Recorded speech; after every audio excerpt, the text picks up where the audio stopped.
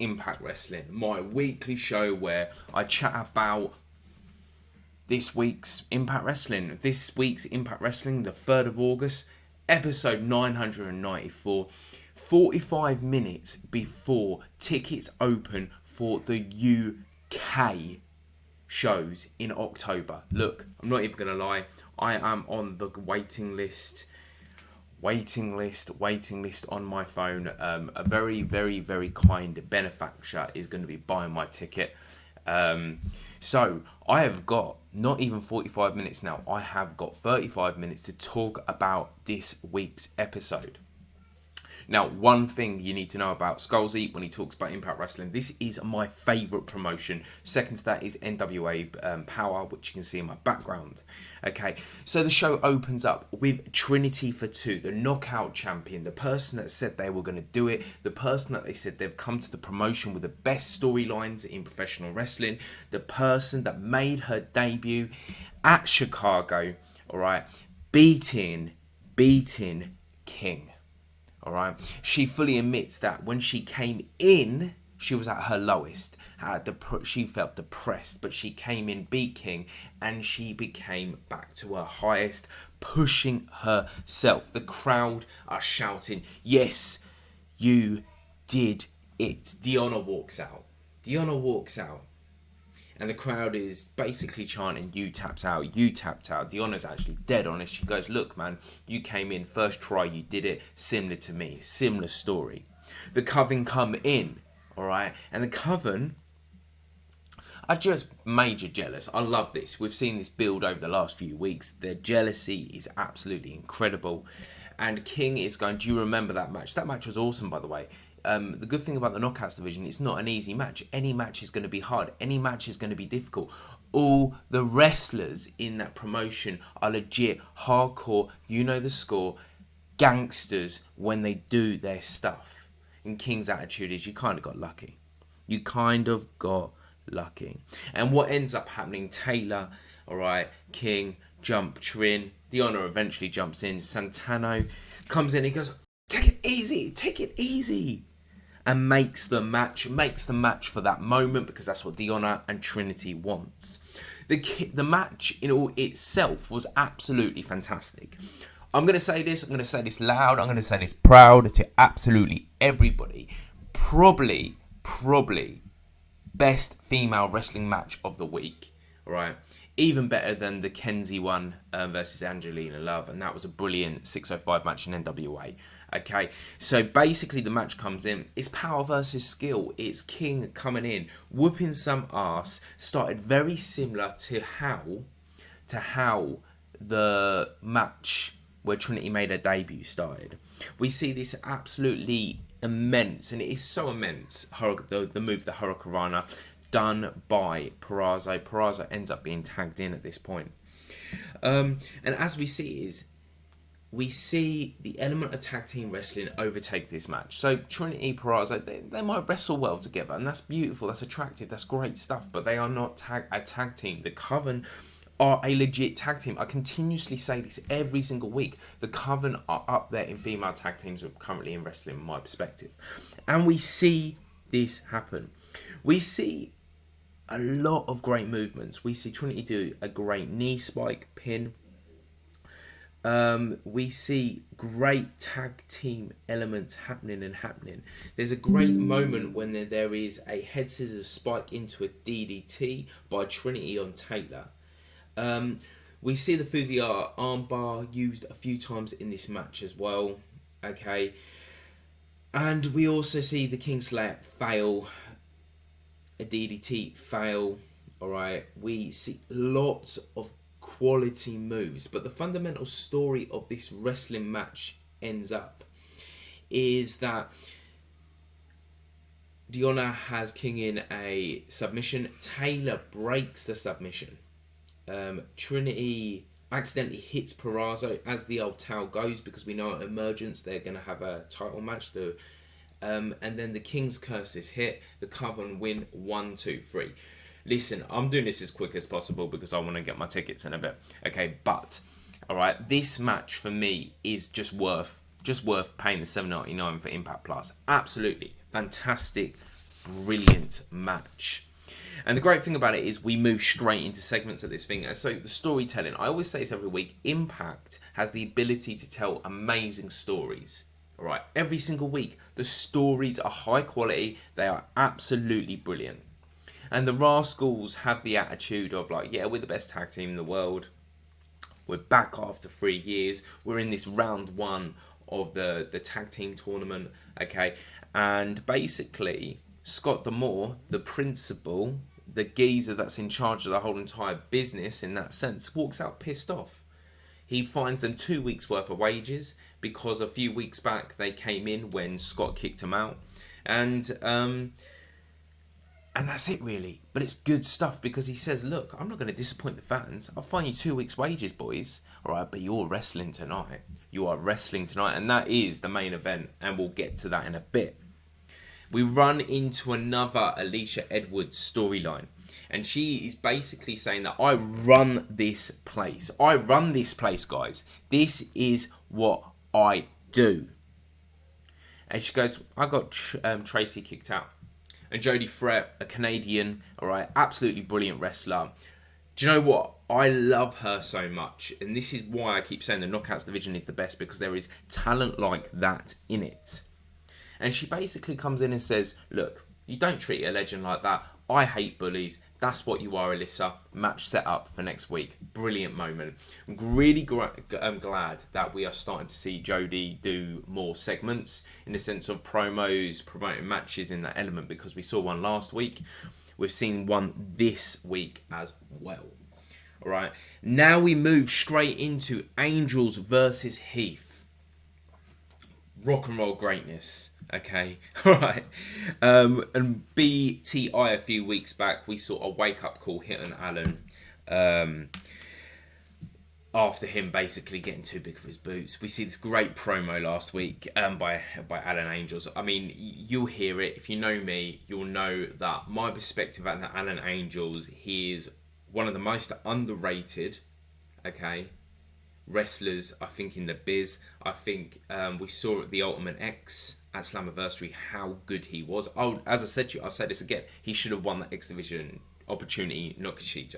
Right, and I love Kushida, all right, at the end of the day. All right, because he has such ability at work. You look at what he did with the Dark Order, I think AEW was not good for him. I think him coming to Impact, working with Dina and Kong and stuff like that in the design, and now getting his own solo project and working with guys like Heath. This kid is 25 years old. He is going to get better and better and better and better. This match is basically veteran versus rookie. That's what you got.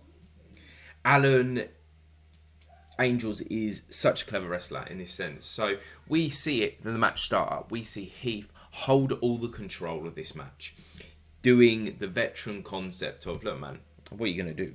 What are you going to do? And then we see Angels work in his brain. We see him work the old man's knees. We see this great chop block. We see a major kick. And he's focusing on the body part. He's focusing on the specific movements of what he's doing.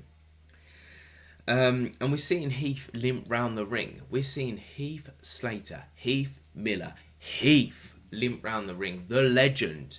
The guy that had an absolutely great run in WWE when he was beating the shite out of legends. We saw the guy that is the legend of Nexus. So back in the day, he was beating up the legend.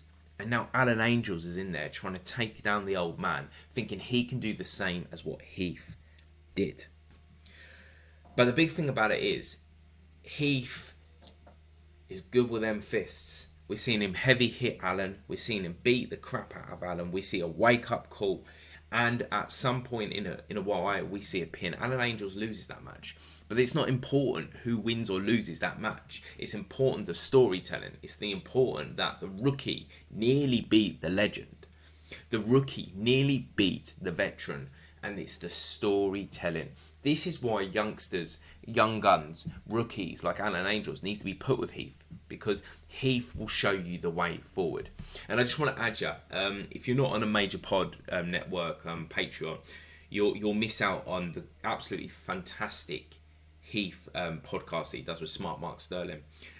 Brilliant this week. And do you know what I mean? Heath's an emotional character. He's an emotional guy. So what he does, what he offers us as wrestling fans is always great stuff. Now, this is where it gets good. This is where it gets good in my perspective. Look, I say this every week. I don't watch wrestling nowadays for the wrestling. I watch it for the drama. I watch it for the storylines. I watch it for the tales that are told in the ring. Not necessarily two people beating the crap out of each other for 30 minutes. I will buy into a 10-minute match if the story is done well. So we walk in. Eric Young was jumped by the design last week. And do you know what? At the end of the day, it was one of them things after he beat Aldis. It was just a good match. Good, solid, old school, sort of classic wrestling based match. Very traditional, very enjoyable. All right. And he comes in and he's like, look, I won the match. The design jumped me in, but I was expecting it. I knew it was coming. I knew it would be happening some point. I think only a moron basically would not have thought, okay, it was going to happen. And Gia basically says to him, he's like, where have you been? We all thought you were dead, man. We thought you died. All right, we saw what Dina did. He gave you a bit of a juke. He stabbed you up, mate. We thought you were dead. Where have you been, man? And Young comes back brilliantly and he says, the world thought they would know. Thought they knew. The world will see what happened. And this leads to a great last segment of the show, which we'll talk about in a bit. We walk into another segment where Leo Rush Myers, Bully and Moose. And it seems like these guys are teaming together. And it's an interesting thing because Myers, Bully and Moose, they are extremely good at being bullies. All right, and I'm loving it. I'm a massive Myers mark, man. I love Myers. I'm a massive, fundamentally bully and Moose mark. I love all of these wrestlers. Okay, and they bullied Leo in to joining them into a team. Basically, he said you made the right decision. And Leo comes back and said, man, I told you, I'm no one's pal. I'm not here to make pals. I'm here to be the X Division champion. I'm here to fundamentally be the world champion. He doesn't say it, but it's kind of, I think, long-termly where it'll go. And Moose turns around and goes, son, we're not here to be your pal. We just want you on the team. And Bully talks about trust and this could be a winning team. And he sort of ends up and say, look, man, I'm hated by absolutely everybody, but we can do something great here. All right. And just a great segment in that sense. And I want to jump back a second because I jumped forward then because I'm getting too excited. 9 o'clock, man, 9 o'clock. Okay, Jake something versus a guy called David Vega. Now, it disappoints me because there's a lot of guys at the minute that are reviewing Impact Wrestling. And it stresses me out because they missed it. A lot of people jumped out, 2015 in the poor years. So they miss guys like Jake Something coming about a lot later on and stuff like that. And Jake Something was fundamentally tag team partner with Dina. He was part of the Dinas in that sense. Great tag team, highly enjoyable. Left after Violent by Design, all right, came about and Dina left that. And he left and he became Jake Something. He went and worked the indies. He went and worked the industry before returning back. He makes a quotation saying that he had to start from the dirt to build himself back to become a great wrestler again. And he's come back as a fucking powerhouse, mate. Bloody powerhouse. People talk about people like Powerhouse Hobbs at AEW, but this is the real powerhouse. Jake Something is something special, which I can see the guy doing something massive in the promotion. Okay, Scott D'Amore ain't stupid when he re-signs people and signs people. Everything is tactical. Everything is for a reason. Everything is for a story.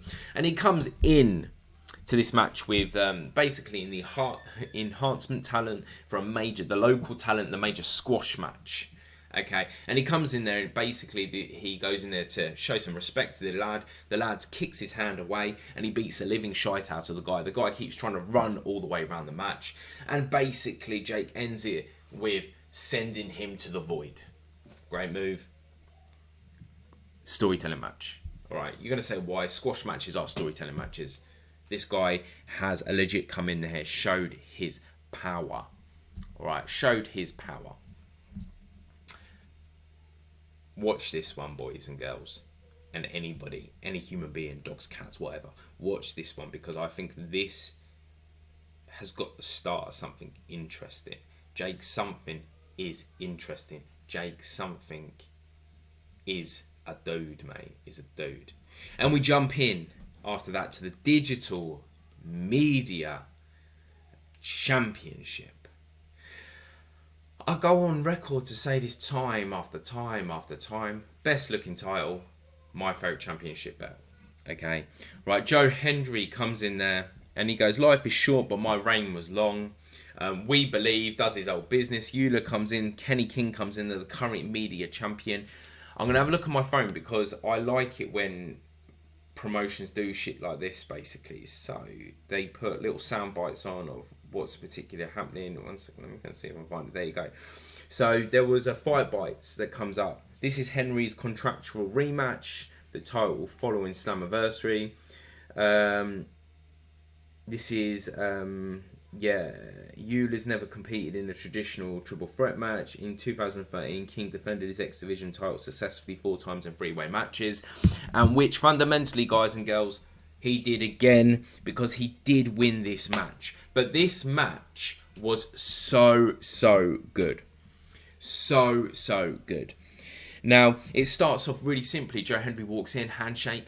Okay, Euler tries to handshake Henry because they were actually friends. Okay, King pushes Henry into him. King fundamentally just wants this match over with. And I think the greatest moment in this whole entire match comes from Joe Hendry. Again.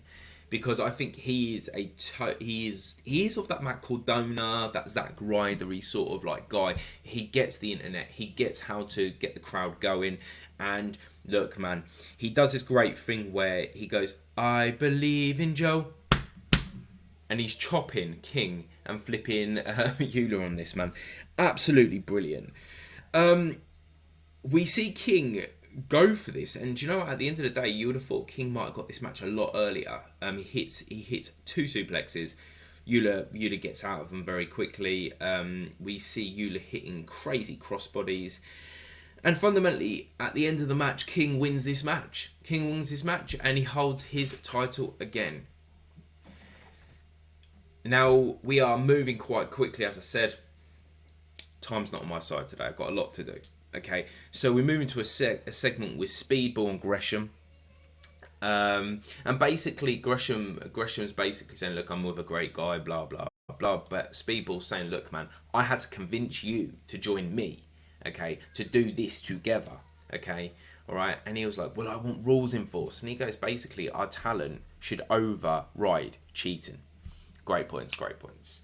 Now, this Death Dolls storyline is coming, and it's got to come soon. And now it's entered Crazy Steve into the game. So the Death Dolls are going, "Look, how do we get Santana to put us into this tournament for the women wrestlers?" Okay, they go do that little thing, but they do a little huddle. Jessica goes, "Look, we're sick, we're awesome, we should be in it.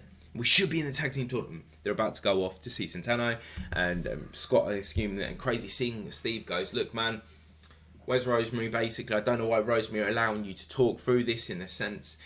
And it kind of ends at that point. And I'm assuming this storyline with the Death Dolls, with this sort of Wayne's World story like rock and roll sort of like stuff, is going to be coming to an end very soon. Okay, but I'm loving it. I love Rosemary, love Jessica. They are two of the best. Knockouts. With all the issues in women's wrestling currently, with what's going on in SummerSlam in the sense of not many women wrestlers there. All right, what's going on with AEW, the locker room, according to what's been said in the news this week, the Knockouts division is the division to go to, people. I'm not going to lie to you. We move into the main bloody event. And this main event is the reason why you should be watching Impact Wrestling. Trinity, Purrazzo, The Coven, amazing opener, women's match of the week, no debate. The main event of it is The Rascals versus Bailey and Gresham. Now, I don't care what you say. You look at The Rascals, okay? You look at The Rascals. Where's Lee, man? Over at doing great stuff in WWE. You got Marlon Reed doing stuff brilliantly on the indies. Okay, you got Wentz and you got Trey doing amazing stuff everywhere they go. They are four of the best wrestlers in the business. Okay, all right. The Rascals, no debate, are versus Bailey and Gresham. Bailey and Gresham, man, great guys, great tech wrestlers, are flawless in everything they do. Now the match starts really, really early. It starts really, really quick, and it starts really, really intelligent. So Wentz comes in as a tag team wrestler, thinking, look, best thing to do is take both these bastards down, do it fast, do it quick, all right? And it works for a few seconds. But what happens is Bailey has learned of his ways of losing to Wentz last week, all right? Okay, and takes control very quickly. Gresham comes in, and we see Gresham take even more control of the match with some crazy, well, from my eyes, it looked like a insane converted half Boston crab or something along the lines of that. And yeah, it's just good stuff by Bailey and Gresham that first half of the match. But what comes over and over again, in my perspective, and you notice within professional wrestling, when a team is a team. Because what happened was, I love that old saying from Eddie Guerrero, we lie, we cheat, we steal. All right, a good tag team will do their best to win that. If that's a cheeky knee in the back on the ropes from the tag team partner outside, or if that's a low blow that's going to happen, or if that's sort of like trying to get the attention of the referee so something can go down. And this is what the Rascals do. So as the commentator said, the Rascals are going to rascal, man. And that's what they did at this point. Trey Miguel is hurting. Okay, Gresham knows that, everybody knows that, everybody can see that, but it doesn't stop them using their Motor City Machine Gun inspired movement to take the match. And this is what made it beautiful, absolutely beautiful. We see a great German suplex by Trey to get Wentz back in. And at that point, it becomes a kick fest between Wentz and Bailey. All right, and don't get me wrong, it was never going to happen. Bailey won that, and at that point, we moved into another great little movement where Gresham is basically beating the crap out of Trey. Okay, we see Gresham hit a couple of really, really nice moves. And Gresham just can't pin Trey because the Rascals' mindset is they want to win these titles and they are going to win these titles. Okay? And then we see the lie, the cheat, the steal, the sort of Rascals are going to rascal. Cheekiness of what they do is Bailey does this great... Wentz throws in some spray paint. Okay? And Bailey does a moonsault or something along the lines of that off the top rope outside the ring, take down Wentz. Trey has got the spray paint, sprays in Gresham's face. 1, 2, 3. They win the first round of the tag team tournament. Okay, and it was just an exciting match. It moved quickly and it was just great. And that's the sort of thing you get from Impact Wrestling. Start to finish. Okay, all right. It is a great match. So I heard somebody tell me the other day that Impact Wrestling's a bit sort of like 1 week it's more storyline, the other week it's more wrestling, blah blah blah. People, please remember, okay, when we were kids, back in the 90s, the early 2000s, it was not wall-to-wall wrestling ever. I've just recently rewatched a lot of WCW Nitro. Massive. I was a WCW fan. I tell you this all the time. And isn't it crazy that Scott Hall or Kev Nash or Hulk or DDP or bloody Randy Savage or whoever could do long-ass promos, take up quite a lot of the show with them chatting crap or doing behind-the-scenes segments, okay, all right, and then get in the ring and do a headlock takedown, all right, and a pin. All right, and we were fine with that. We were buzzed by that. What's happened with this movement of us wanting, on a week-to-week show, wanting 35, 40-minute matches, man? What's happened? Why are we going down that route of wanting this in professional wrestling now? Wrestling is here for the entertainment. I said this the other week. Steph DeLander made this great quotation of, I buy into this entertainment factor. Matt Cardona, I buy into this entertainment factor. Okay, majority of professional wrestlers buy into this entertainment factor. ECW had loads of entertainment. WCW had loads of entertainment. Alright? Booker T versus Stone Cold fighting in a shop. Alright? Entertainment. It wasn't wall-to-wall wrestling or 30-minute matches. Okay? And I think Impact, NWA shows that. If you want MMA, guys, alright, UFC, Bellator, alright, okay, they're all great. Alright, and I'm an MMA fan as well. But I don't watch wrestling. Or wrestling's the real stuff they say, isn't it? Or I don't watch wrestling for wall-to-wall fight. I watch it because I love it to be choreographed drama, ballet, violence. Right? The Rascals, Bailey Gresham offered that. They offered a bit of everything: storytelling, cheating, technical ability. Trinity's fight with the Coven and the Peraza did exactly the same thing. Everything in the middle of this episode offered exactly the same thing. And we finish the show. Where is my notes? We finish the show with us finding out what happened to Young. Now, what happened to Young? Dina stabbed him. Everybody thought he was dead. In the real world, he flew off to WWE. Didn't like WWE and said, fuck it, I'm leaving. All right. But in story world, the universe, all right, of Impact Wrestling, he was stabbed. He woke up laughing. He dragged himself to a motorbike. This is my favourite bit. He got his helmet on, put his glasses on, safety first, even though you got a stab wound. Safety fucking first. And he talks a load of philosophical stuff about life and death. And he sort of ends it on this element: I ain't fucking dead yet. I've had 1,000 lives and I'm going to have 1,000 more. Okay, you can't kill an idea. And that is the closing thought process of Impact Wrestling. You can't kill an idea. You can't. Fact. We see it through history. You can't kill an idea. Violent by Design was an idea. Okay. Eric Young being in Team Canada was an idea. Okay. Alright. Him having a bit of a goofy role with OBD was an idea. And now I am more excited than ever for the idea of Eric Young taking over Impact again. And this is what you get from a week-to-week show. Was it amazing? Was there incredible matches? I'm not going to say there was, actually. But what I'm going to say is, it leads to a pay-per-view. And there's two of them. Alright? Impact is going to give us fans this month. Multiverse Emergence. Alright?